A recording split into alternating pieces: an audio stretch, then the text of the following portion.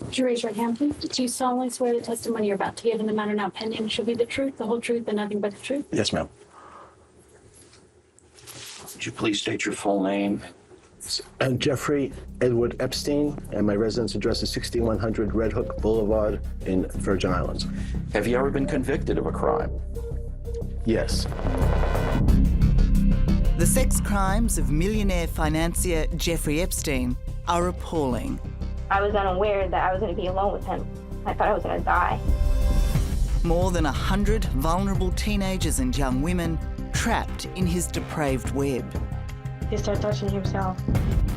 Tonight, the Epstein Files, the latest on who knew what in the biggest sex trafficking ring in history. His elite circle of the wealthy and powerful on notice as thousands of damning new court documents are unsealed. They will contain the names of people associated with Jeffrey Epstein. Prince Andrew and the former President Bill Clinton have been named. More are expected to come out.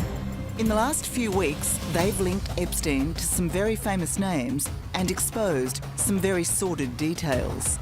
There are videos that exist. We've been investigating this scandal since Jeffrey Epstein's death in 2019. This is where Jeffrey Epstein served his sentence. That he can still shock is extraordinary. I won't stop fighting. I will never be silenced. As you'll see, this monster's tentacles continue to reach from beyond the grave.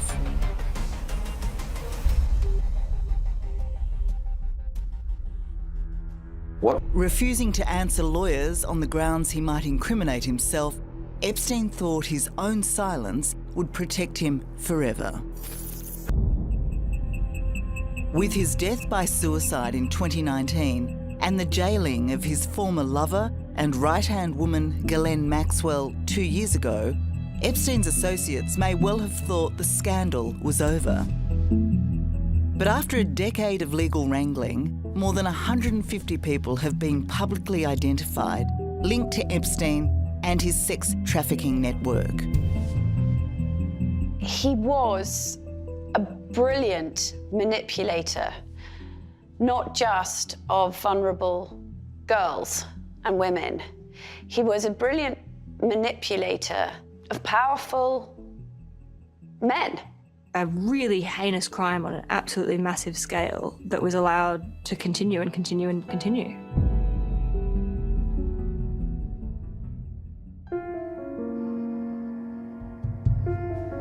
On my own island, I can think the thoughts I want to think. I can do the work I want to do. I have free to explore as I see fit. Jeffrey Epstein's vast wealth gave him access to whatever he wanted. As we now know, the globe-trotting multi-millionaire created a network where young women were supplied to him wherever he went. I realize what I am. I'm very comfortable in my own skin. What I'm really free to do is I'm free to follow my own personality.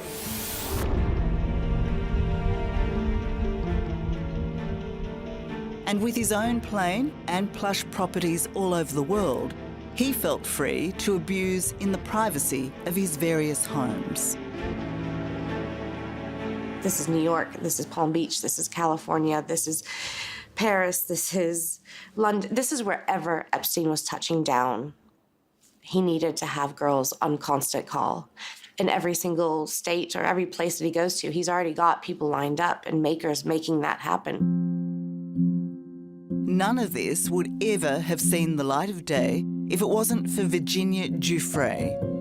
Her allegations of sexual abuse against Epstein, Maxwell, and famously Prince Andrew have fascinated and repulsed the world. In 2015, Virginia sued Maxwell for defamation. These latest documents are, in the main, sworn statements collected for that case. It's hard. It's really hard being back here. We met Virginia 5 years ago when she bravely returned for the first time to the Epstein mansion in Manhattan. I was abused by people that I can't even mention here. There's a lot of scars hidden behind those walls.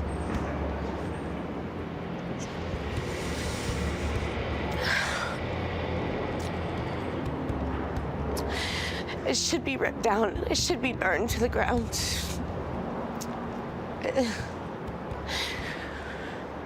Some of my worst memories are from this place. I continue to be shocked by just how awful this story is.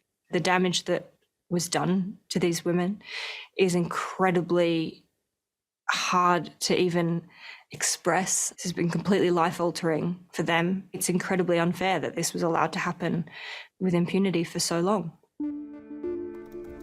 Lucia Osborne Crowley is a journalist and author who has long covered the Epstein case. She believes the significance of the new Epstein files can't be overstated. It's really important that we understand the difference between having these allegations swirl around and seeing that people were willing to swear to them under penalty of perjury. It's an incredibly hard thing to do, and they were all willing to do it and to swear to the truth of it.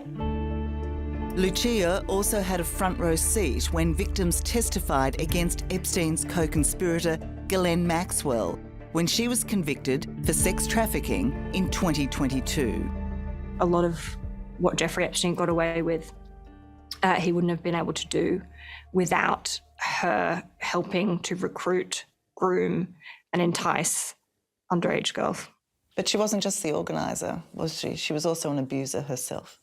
Yes. So we also heard at trial from multiple victims that she was in the room when the abuse was happening and that she engaged in the abuse herself.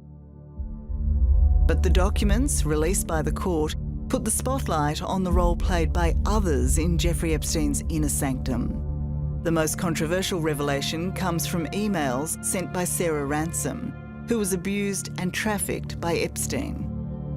Those emails claim she has seen video recordings made by Epstein of an unnamed friend having sex with Bill Clinton, Prince Andrew, and Richard Branson. All three men vehemently refute the allegation, and in the past, even Sarah has denied the existence of the tapes. But just 2 weeks ago, she stood by her original claim in a Zoom call with Good Morning Britain. It's no secret that everything was recorded. I've also seen recordings in his office. There are videos that exist. The people that know they exist, I'm sure, are very frightened of them being released. Fear may also explain the resounding silence from others named in this recent mass release of documents. According to thousands of pages of sworn statements by women abused by Epstein, the men now in the headlines are potential witnesses. They place them at the locations where the abuse commonly took place. The vast majority, including all the names that we're hearing about the most, there are no allegations of criminality. They are just listed as potential witnesses. If these people are not being accused of any wrongdoing, why have they been named? The question is what they saw, who they met, what questions they asked themselves about why girls of that age would be in any of the Epstein homes. And if they didn't ask themselves questions about that, why didn't they ask themselves questions about that? The documents also shed light on the alleged dark motivation of Epstein's sex trafficking to get dirt on some of the world's most influential people. There is, for the first time, the idea that he was quizzing the girls he sent to famous people for details of what happened for blackmail purposes. That has always been the suspicion that this man had cameras everywhere, that he kept blackmail tapes. That was his leverage.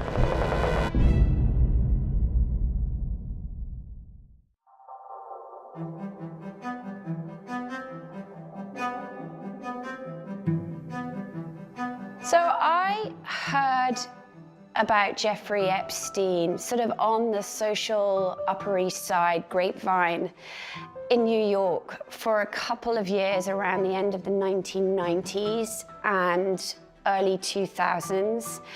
You know, he was a figure of mystery. in that all people really knew about him was he had kind of out of nowhere, known to be unconventional. People thought he was very good looking. And the only thing that people really knew about him, his sort of connector to the outside world, was somebody I knew. It was Ghislaine Maxwell. With her link to English socialite Ghislaine Maxwell, Vicky Ward was the ideal journalist to profile Jeffrey Epstein. Her task in 2002 was to investigate the man behind the $500 million fortune. My then boss at Vanity Fair magazine, Graydon Carter, phoned me up and said, you know, I've been hearing about this guy for years. Nobody knows who he is, where he got his money from, what his deal is. And that was how it all began. But what started as a business story quickly turned sinister. He liked to have parties with young women, but given that he was a very wealthy, at the time, you know, good-looking bachelor in his 50s, that didn't seem in itself, on the surface, so peculiar. But then I met this woman, Maria Farmer, and she told me that she had worked for Jeffrey Epstein. No one immediately recognised how significant Maria Farmer would become in the Epstein story. Certainly not the authorities, when in 1996 she was the very first to report Jeffrey Epstein and Ghislaine Maxwell to the FBI. Ghislaine came in to get me one evening. Ghislaine escorts me to Jeffrey's room, and he's lying there, and he goes, well, here, sit down, you know? And so right next to him, and then Ghislaine sits on the other side, and they began assaulting me. But really, while I was lying there the whole time, I'm thinking, my sister's been around these people. My sister was 16. She's been around them alone. Maria's fears were well-based. Her younger sister Annie had also been abused by the pedophile pair. And it was the worst thing that's ever happened to me. But in a pattern that would be set in the decades ahead, Maria's complaint of sexual abuse against her and Annie to police was ignored.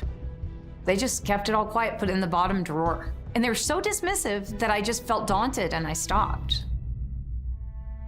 For more than 25 years, Maria Farmer has been filling her canvas with the Epstein story, a tale of horror that began in 1995, when, as a gifted student at the New York Academy of Art, she met Jeffrey Epstein and Ghislaine Maxwell. Epstein gave her a job to buy art for his New York mansion.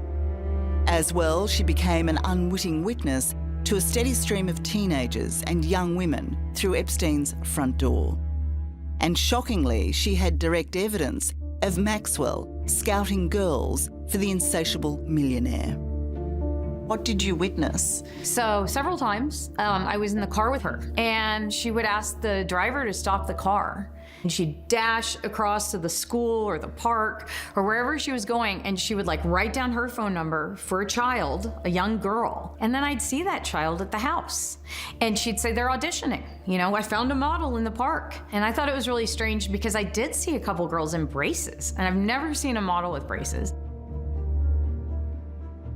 Do you reflect on how different life would be for so many women today if the FBI had investigated your complaints in 1996? Yeah. I think about it all the time. I do. And it hurts a lot. And I never had children because of it. Because I didn't feel like they would be safe. It would be another 6 years before the Farmer sisters would again contemplate speaking openly about their experiences with Jeffrey Epstein. When they met with journalist Vicky Ward in 2002, Maria and Annie were nervous. Did it take a lot for you to convince them to open up to you, to talk on public record? It did. There's no question. They were very afraid of these very powerful people. And I felt that at least Vanity Fair magazine was also powerful. By us publishing their allegations, that would afford them protection. And so I think that we all proceeded under that premise. And unfortunately, that premise got exploded in the worst possible way. What blew it up? What happened? Well, what happened as this piece was going forward, and I had to finally put all the allegations, both of the business stuff and the farmers' allegations, to Jeffrey and Ghislaine, they, in their different ways, went completely berserk. Epstein was instantly menacing, a man prepared to bully and intimidate to save himself. He treated the entire thing as a game, a really dark, twisted game. He even said to me at the beginning, okay, let's play chess. I'll be black, you be white, you get the first move. And from there, it descended into a sort of horrific game of cat and mouse. He would phone me every day. And then he told me that if he didn't like what I was going to write, he was going to have his witch doctor place a curse on my unborn children, and that was off the record. Then he told me he was going to sue me and ruin me personally. And I was just really frightened of what this man could do. Yeah, so even though the threats he was making against you were quite preposterous, you took him seriously, like you were genuinely frightened.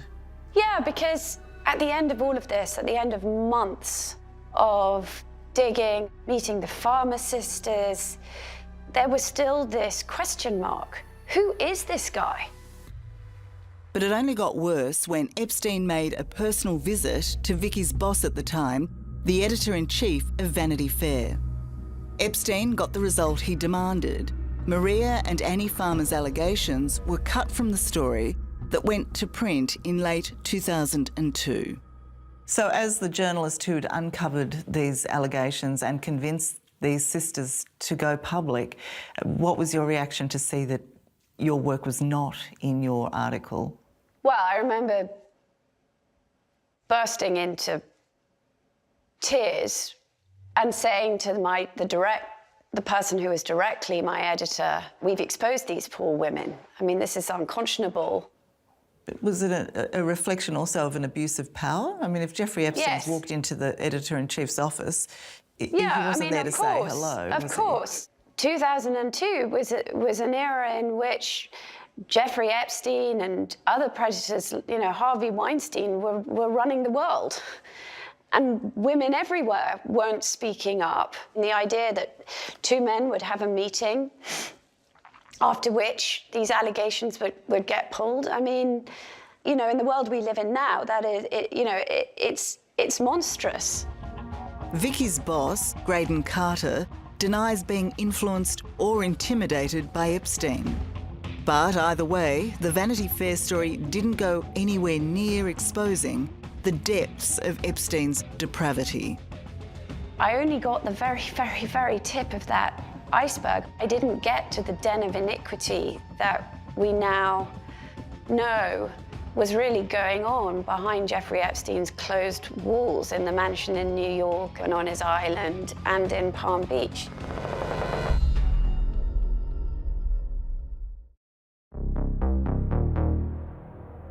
Around that mansion, that's where this part of the sex trafficking ring really kind of came to life. Palm Beach, Florida is home to some of the wealthiest people in America, an exclusive enclave for the rich and powerful, including former President Donald Trump. Jeffrey Epstein's luxurious home here graced the foreshore, its white walls and inscrutable exterior hiding a dark truth. A place where it's estimated more than 100 girls were tricked and abused, their lives changed in an instant. At 14, I was still in middle school. I was straight A student, never even got a B. I played the first chair trumpet. I was the captain of the cheerleading squad. And then after I met Jeffrey, I just completely quit. This is where you were living for a while? Yes, this is where I was living when I met Jeffrey Epstein. Epstein was 48 when a teenage Courtney Wild entered his orbit in 2001. At the time, she was living in this trailer park, one of West Palm Beach's poorest communities. Do you believe that Jeffrey Epstein targeted areas like this? Yeah, definitely targeted, children like myself that were vulnerable to him and his money, and we felt like we were being helped and saved by him when ultimately he was just preying on us. As Courtney told me in 2019, her experience started when she was brought to the millionaire by another 14-year-old to make much-needed cash. The trap had been set.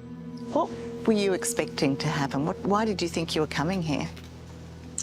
Well, I knew that I was coming here to give a guy a massage and to make $200. I did know that. It was never told to me that I would be molested by this man or anything like that. Inside, Courtney very soon discovered the massage was cover for a terrible, well-rehearsed crime. We were taken upstairs. It was like a circular stairwell that led to a hallway that led to his bedroom, which the massage table was in his bedroom, bathroom. He asked us to get comfortable, to just, take our clothes off, to be in our bra and panties. Were you abused during that session? And so we would massage him for about 30 minutes, and then whenever he was ready, rolled over and asked the person that brought me to go downstairs and wait. And once that happened, then that's when the sexual abuse happened, yes. You're 14 and in a completely alien situation, an incomprehensible position. How did you react? I just remember afterwards how I felt walking down the stairs, and I just felt so dirty and so, just like a piece of me had been taken. Dirty, I felt, it was like my dirty little secret. Virginia Giuffre's experience was eerily similar, except her recruiter was not a fellow teen, but the sophisticated and seemingly trustworthy Ghislaine Maxwell. Virginia was 16 and working at Donald Trump's Mar-a-Lago resort when Maxwell spied her reading a textbook on massage. She just seemed very nice, and she said, I've got a person that I know who's actually looking for a traveling masseuse. And if you want, I can get you an interview with him. If he likes you, we can get you educated. You'll be a real masseuse. And you'll get to travel and see the world. And she made it sound like it was a dream come true. And it wasn't. Within hours, Virginia was at Epstein's Florida mansion, lured there by Maxwell's promise. It ended in a devastating sexual attack. So put it this way, we did the back of him, we did the back of Epstein, and then when he turned over, that's when I was instructed to get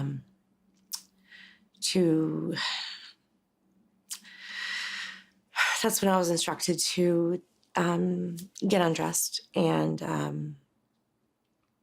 have sex with Jeffrey Epstein while Ghislaine Maxwell was participating as well.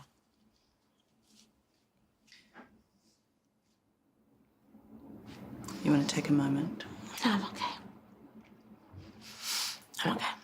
So you were abused by both of them in your very first encounter? Yeah, both of them. I was abused by Ghislaine and Epstein. I don't mean to sound sexist in any way, shape, or form, but I expected it from a man, but I didn't expect it from a woman. And, yeah, I think that's what hurts the most.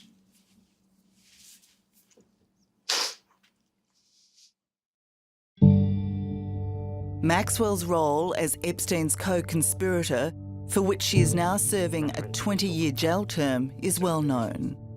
But in truth, it went well beyond Maxwell. The pair devised a scheme to feed Epstein's voracious appetite. They lured poverty-stricken girls in with cash, fanning their dreams of a better life. According to journalist Lucia Osborne Crowley, by the time the sexual abuse began, many were too invested in their promises to get out. This was a well-oiled machine of finding vulnerable young girls who really needed someone to look after them, and then also using those girls to try and entrap younger and younger girls. And a lot of that, it seems, was developed in Florida. How many girls do you think you brought to Jeffrey Epstein? At the minimum 50, but anywhere from 50 to 70 girls. And what were their ages? The same ages of me, 14, 15, 16. I just hold a lot of guilt and shame for doing those things. And just to know that I had any influence on that happening to somebody else, just, you know, it's just devastating and breaks my heart.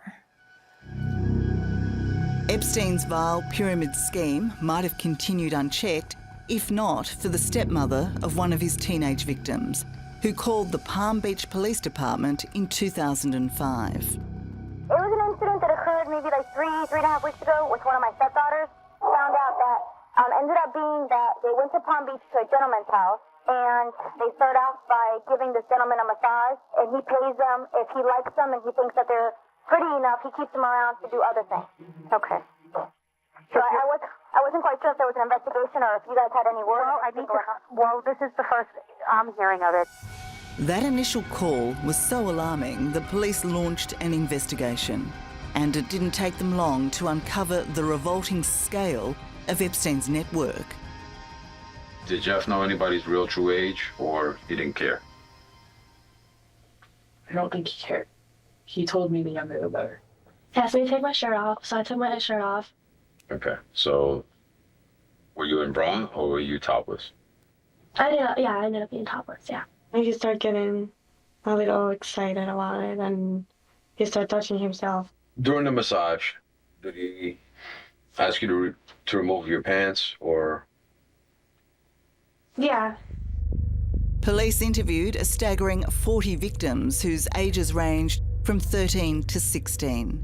Their accounts were shocking enough.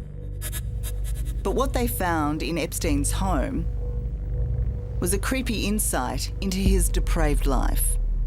Dozens of nude photos, a steam room, and a massage room with sex toys. Among the damning evidence were phone message pads, clearly showing a trade in young girls, scheduling them for massage appointments. And flight logs listing girls being transported aboard Jeffrey's private plane, dubbed the Lolita Express. I think it's really important to know that it is actually much, much worse than we think. In 2006, much to the relief of police, this predator was finally caught, a wealth of evidence amassed against him.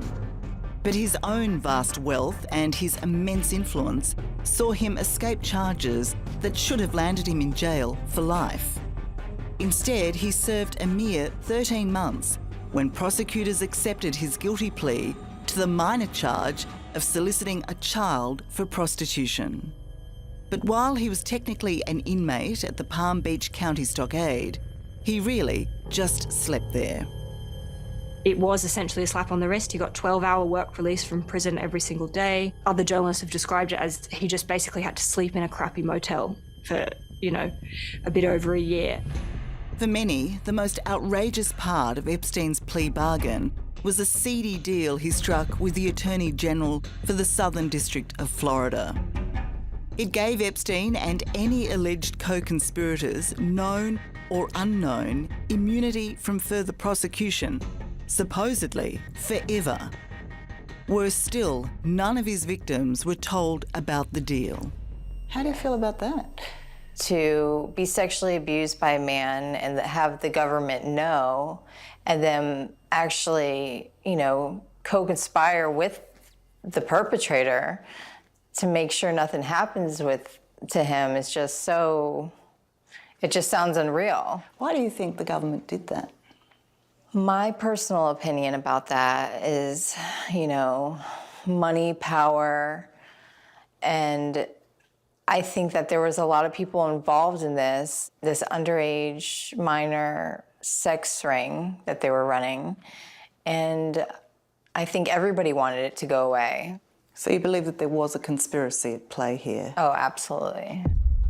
It really is a sordid story, everything that happened in Florida, and the fact that authorities did know, did arrest him, did charge him, and he still was able to continue.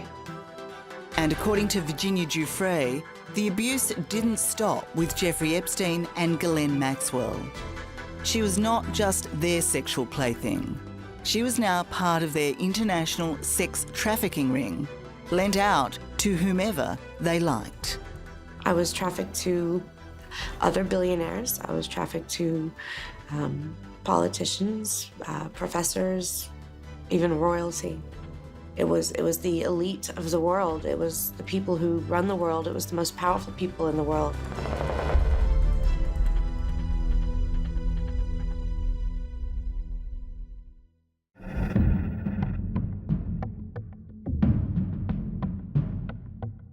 Ghislaine was this sort of very exotic, glamorous figure who would drop in and, to be honest, name drop a lot of famous names that she'd been hanging out with. We heard about Bill Clinton and sort of all sorts of other people. And we also knew that she was very good friends with Prince Andrew and that Jeffrey Epstein would sometimes have Prince Andrew to stay. As a British expat in New York, journalist Vicky Ward moved in similar circles to socialite Ghislaine Maxwell, the daughter of disgraced mega-rich media tycoon Robert Maxwell. Following her father's suspicious death aboard his boat in 1991, Ghislaine moved to New York, where she started her relationship with the millionaire Jeffrey Epstein. In 2002, Vicky was assigned to write a profile of the mysterious financier for Vanity Fair magazine. When I began reporting this piece, I actually ran into Ghislaine Maxwell, and I sort of said breezily, "Oh, Ghislaine, yes, I'm writing this story about Jeffrey and the money." And I was really taken aback when she started to cry. I'm like, why is this woman crying? This doesn't seem to make any sense. Well, I didn't know that I was, from her perspective, probably in danger of pulling back the curtain on what was an absolutely horrific criminal sexual enterprise involving both of them. Epstein and Maxwell complemented each other perfectly. He had the money she was used to, she had the contacts he wanted. The most high profile, of course, being Prince Andrew, who is famously accused of abusing the then 17-year-old Virginia Giuffre at Epstein and Maxwell's invitation. We went to Club Tramp and he danced with me and he sweats a lot and he smells funny. And then we get in the car and Ghislaine tells me in the car that I have to do what I do for Jeffrey for Prince Andrew. And that's when I learned what was going to happen. There's a slight problem with the sweating because it was a claim and counterclaim that turned this royal's life upside down. His ill-advised decision to appear on the BBC in 2019 left him, if not sweating, then red-faced. His attempt to convince us he knew nothing of the teenage Virginia fell flat when this photo, taken in 2001 in Maxwell's London apartment, resurfaced. She provided a photo of the two of you together. Yes. How do you explain that? I can't. Because I have absolutely no memory of that photograph ever being taken. Your friend suggested that the photo is fake.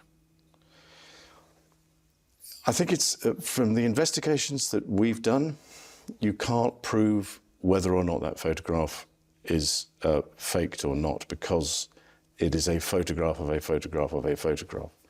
So it's very difficult to be able to prove it. But I don't remember that photograph ever being taken. So as you know, Prince Andrew denies the allegations against him, and he says that this photos are fake, that he was never there, and that is not his arm, and they're not his fingers. Those are his fingers. That is Andrew. This photo has been verified as an original, and it's been since given to the FBI, and they've never contested that it's a fake. And I know it's real. And he needs to stop with all of these lame excuses. We're sick of hearing it. This is a real photo. And that was the first time you met him? And that's the very first time I met him. And that's right before I was abused by him. How many times were you trafficked to him? 3 times.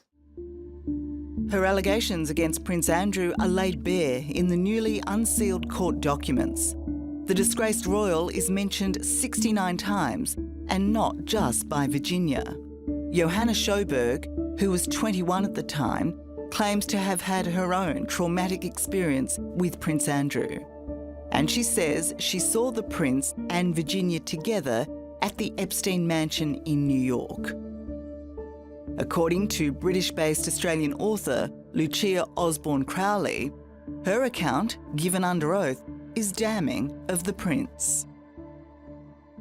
We also have an allegation from a separate victim, Johanna, who has said that she was groped by Prince Andrew. So that's incredibly significant because we have sworn testimony from a second person corroborating that he did engage in illegal acts relating to minors.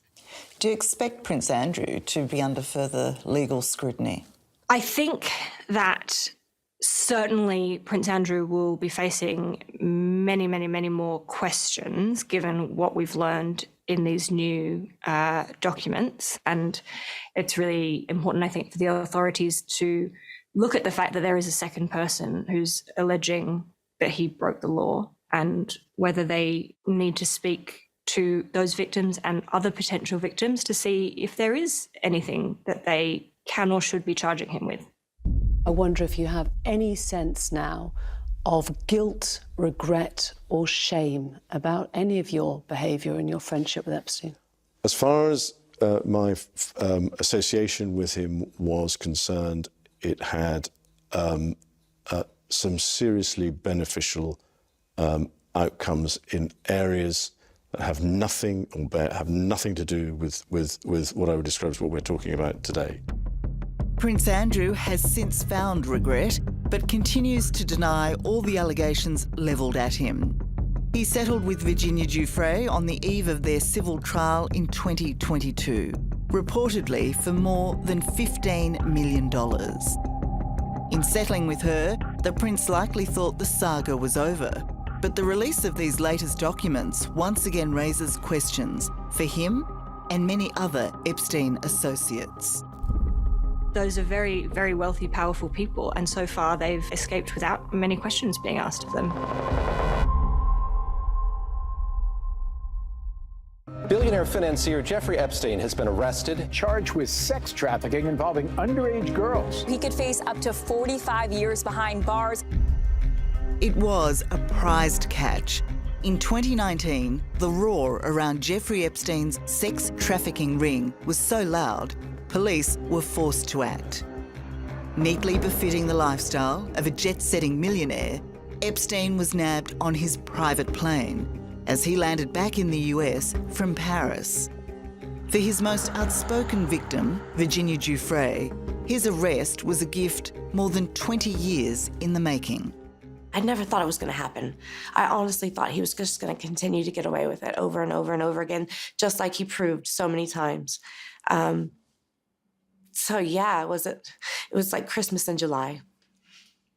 Big time. But the expectation that Epstein would finally face his crimes was dashed when he was found dead by suicide in his jail cell a month later.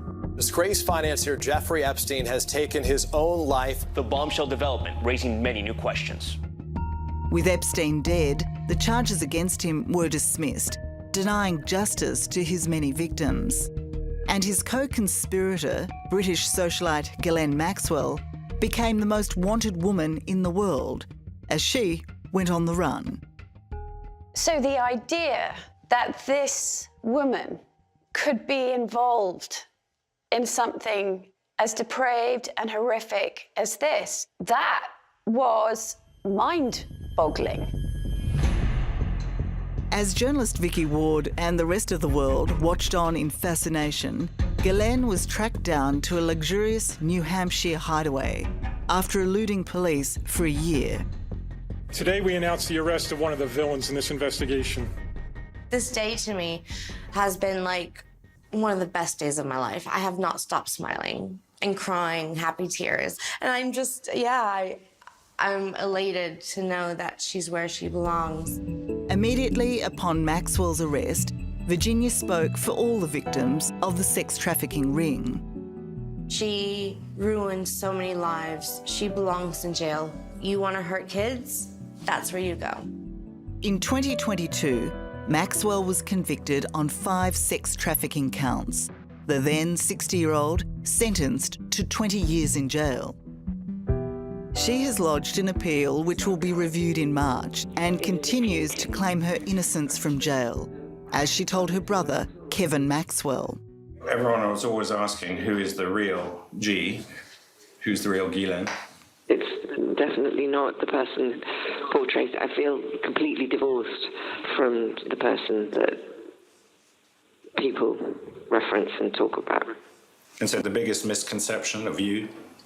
That I'm the cruelest, meanest, horriblest person who's committed crimes. Yeah.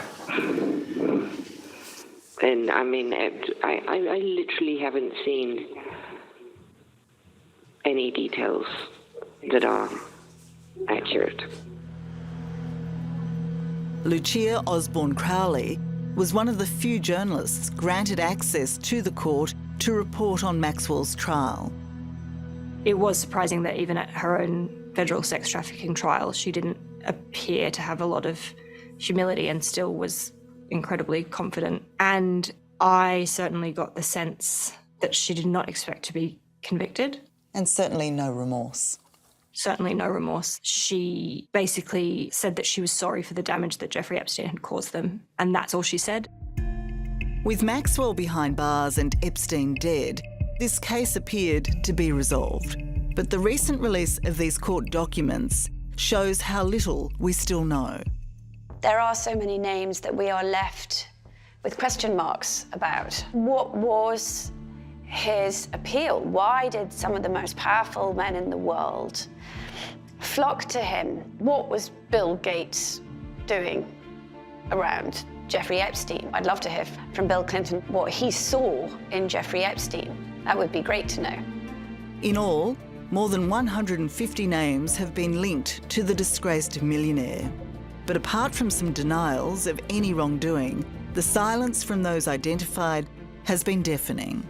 We've got evidence of sworn testimony where people are naming very, very powerful people who would have been in a position potentially to do something about what was going on here. And instead we had a sex trafficking ring that went on for at least 2 decades, possibly 3, with almost complete impunity. And so that's the point that I think we really all need to hold on to about scale here, is that not the splashiness of these names, but just how many there are, just how many people there are that victims pointed to say, this person can corroborate my story, this person can be a witness, this person met me on the island, this person saw me. And those are very, very wealthy, powerful people. And so far they've escaped without many questions being asked of them. We'd have to assume that they're just running from this as far and as fast as they can. Yes, well, I've been quite surprised at the silence over the last couple of weeks, if I'm completely honest. I would have thought that at least some of these people would have felt an obligation to do some explaining. At the very least, association with Jeffrey Epstein raises questions of judgment, right? Nobody looks good for having hung out with Jeffrey Epstein, now knowing everything that we know. Whether or not they should be held accountable as to whether or not there was any criminal activity. And obviously, we just don't know. One has to hope that because we now know so much more, that there is so much public scrutiny on this, that the wheels of justice will turn in a way that they definitely didn't for a very long time. The legacy of Jeffrey Epstein and Ghislaine Maxwell is to expose a darkness too awful to imagine.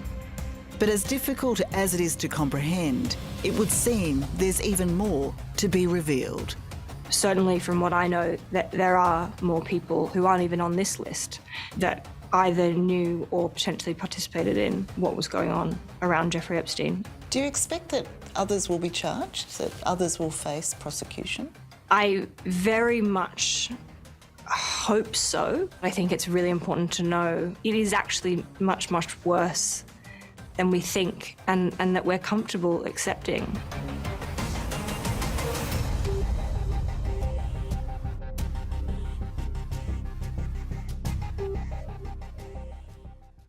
Hello, I'm Tara Brown. Thanks for watching 60 Minutes Australia. Subscribe to our channel now for brand new stories and exclusive clips every week. And don't miss out on our extra minutes segments and full episodes of 60 Minutes on 9now.com.au and the 9Now app.